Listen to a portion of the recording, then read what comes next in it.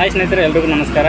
ನಮಗೆ ಏಪ್ರಿಲ್ ತಿಂಗಳದು ಇನ್ನೂ ಕೂಡ ಅಕ್ಕಿ ದುಡ್ಡು ಬಂದಿಲ್ಲ ಅಂತ ಹೇಳ್ಬಿಟ್ಟು ಭಾಳಷ್ಟು ಜನ ಕೇಳ್ತಾ ಇದ್ದಾರೆ. ಅದು ಏನಾಗಿದೆ, ಯಾಕೆ ಬಂದಾಗಿದ್ದಾವೆ ಅಂತ ಹೇಳ್ಬಿಟ್ಟು ಈ ವಿಡಿಯೋದಲ್ಲಿ ಮಾಹಿತಿ ತಿಳಿಸ್ತಾ ಇದ್ದೀನಿ. ಸ್ನೇಹಿತರೆ, ತಮ್ಮೆಲ್ಲರಿಗೂ ಗೊತ್ತಿದೆ, ಪ್ರತಿ ತಿಂಗಳು ಅಕ್ಕಿ ಬದಲಾಗಿ ನಮಗೆ ದುಡ್ಡನ್ನು ಅಕೌಂಟಿಗೆ ಹಾಕ್ತಾಯಿದ್ರು.